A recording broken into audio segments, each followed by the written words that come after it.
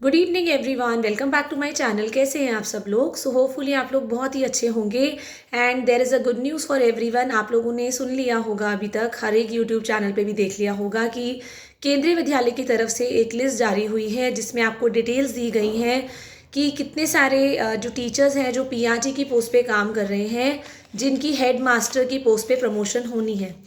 क्यों? As per recruitment rule जो हमारे अभी तक रूल्स हैं केवीएस के, उसमें ऐसा बोला गया है कि जो 50% ऑफ द स्टाफ होता है पीआरटी का, उनको प्रमोशन देनी होती है to the post of head master.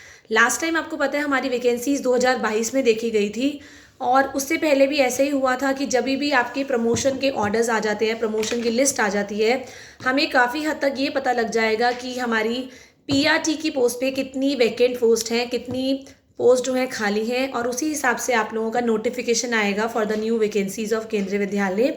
Similarly बहुत टाइम के बाद आपका ये लेटेस्ट नोटिस अपडेट हुआ है, जो कल ही अपडेट हुआ है, कि जितने भी आपके 50% स्टाफ होगा पीआरटी की पोस्ट पे, वो हेडमास्टर की पोस्ट पे उनको किस तरह से प्रमोशन देना है।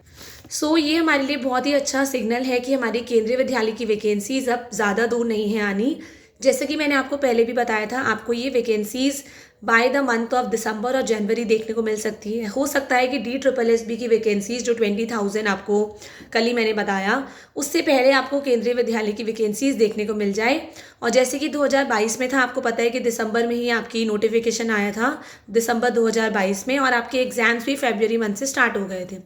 सिमिलरली अभी भी यही चांसेस है कि केंद्रीय विद्यालय जैसे ही अपना नोटिफिकेशन निकालता है, 3 मंथ्स के अंदर पूरी कोशिश रहती है केंद्रीय विद्यालय की वो अपनी सारी की सारी एग्ज़ाम्स के लिए, जो एग्ज़ाम है सारी पोस्ट के लिए, वो ले ले।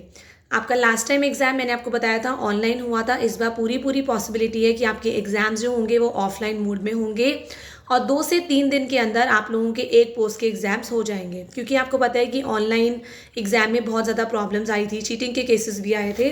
तो ये सारी चीज़ों को ध्यान में रखते हुए इस बार केंद्रीय विद्यालय के रूल्स एंड रेगुलेशंस थोड़े से स्ट्रिक्ट हो जाएंगे। एंड आई थिंक वो बहुत अच्छा है उन सारे कैंडिडेट्स के लिए जो इतनी दिन रात मेहनत कर रहे हैं जॉब्स के लिए। एंड आई थिंक टीचिंग ही ऐसा प्रोफेशन है जिसमें सबसे ज़्यादा टीचर सफ़र कर रहे हैं, बेरोज़गार हैं प्राइवेट स्कूल्स के अंदर। सैलरी स्ट्रक्चर नहीं है, सैलरी स्ट्रक्चर है तो उनसे इतना ज़्यादा मेहनत कराई जा रही है कि वो ना तो घर पे अपना टाइम दे पा रहे हैं प्रॉपरली, ना स्कूल को दे पा रहे हैं। एंड सैलरी स्ट्रक्चर बात करूँ तो है ही नहीं, वो सब लोग जो प्राइवेट स्कूल्स में जॉब कर रहे हैं वो जानते हैं। तो आप लोगों के पास बहुत अच्छी अपॉर्चुनिटी है to start with a new beginning. दोबारा से शुरुआत करिए एक बार और। मैंने आप लोगों को पैटर्न भी बताया था for PRT, TGT and PGT post. आप लोगों के जो पेपर होते हैं वो 4 पार्ट्स में डिवाइडेड होते हैं।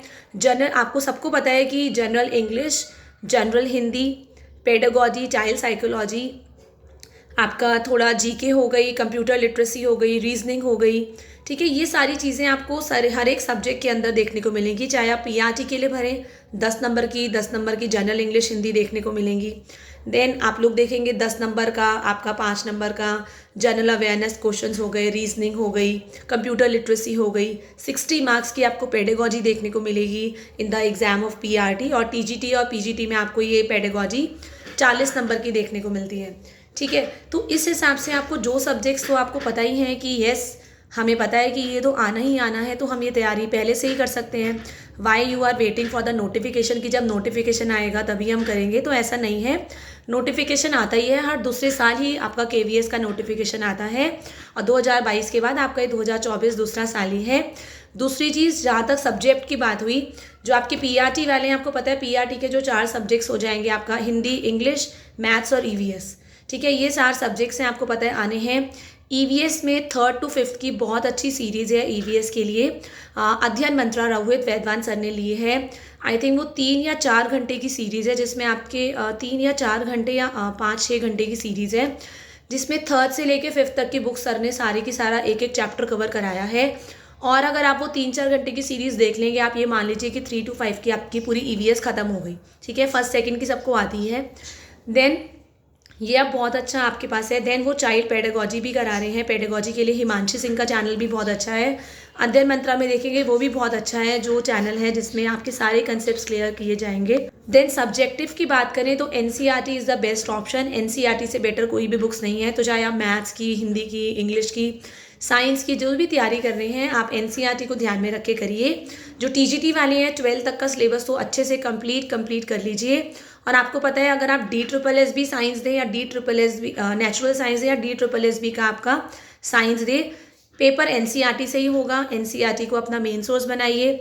बट जो पीजीटी वाले हैं उनको थोड़ा ग्रेजुएशन लेवल का भी करना पड़ेगा, तो वो आप ध्यान रखिए कि first year, second year, final year में आपने क्या क्या चीज़ें पढ़ी हैं, वो कंसेप्ट आपको करने हैं। एंड केवीएस तो अपना सिलेबस भी रिलीज़ करता है, तो आप उसके हिसाब से पूरे फुल पैटर्न के हिसाब से चलिए। एंड आपको पता है कि मेरिट कितनी हाई गई थी लास्ट टाइम, 135 प्लस गई थी 180 में से, तो इस बार भी पूरे चांसेस होंगे मेरिट हाई जाने के। एज जिनका सिलेक्शन पिछली बार नहीं हो पाया था, जिन्होंने रिटर्न में बहुत अच्छे मार्क्स लिए थे पर इंटरव्यू में उनको फेल कर दिया गया था ड्यू टू वन और मोर रीजंस, तो इस बार आप ये मान के चलिए कि अब दूसरा साल है, वो कैंडिडेट्स और ज़्यादा पक्के हो गए हैं और ज़्यादा प्रिपेयर्ड हैं। वो इंटरव्यू के लिए बहुत अच्छी तैयारी कर रहे होंगे क्योंकि रिटर्न तो उन्होंने आराम से क्लियर कर लिया था। तो competition will be very tough, इसीलिए अपने आप को स्ट्रॉन्ग बनाइए, मजबूत करिए। जो आपके वीक पॉइंट्स हैं अपनी नॉलेज के अंदर, अंडरस्टैंडिंग में, उन वीक पॉइंट्स पे ज़्यादा जोर करिए।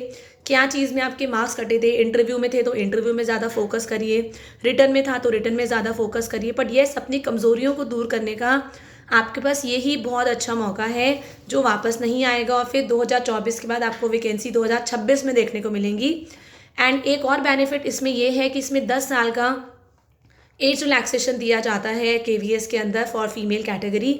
और आपको पता है जो जो ओवर एज हो जाते हैं पीआरटी में, आपको पता है कि 30 साल की एज लिमिट है फॉर DSSS भी, पीआरटी की बात करें, और कोई एज रिलैक्सेशन नहीं है। पर यहीं हम अगर इधर आ जाते हैं केवीएस में, आपको 10 साल का एज रिलैक्सेशन मिलता है। मतलब अगर आप 40 साल तक के भी हैं तभी भी आप पीआरटी केवीएस में अप्लाई कर सकते हैं। टीजीटी की बात करें तो DSSS में आपकी टीजीटी की एज लिमिट आपकी 32 ईयर्स ही हैं, एंड अगर आप फीमेल है तो 40 साल तक आप अप्लाई कर सकते हैं। इधर देखेंगे तो एज लिमिट जो है 35 साल है, पर आप एक फीमेल कैंडिडेट है तो आप लोगों को 45 साल तक मौका दिया जाता है। पीजीटी की बात करें, पीजीटी में यहाँ पे आपको पता है 36 इज़ द एज लिमिट, और कोई एज रिलैक्सेशन नहीं है DSSS में।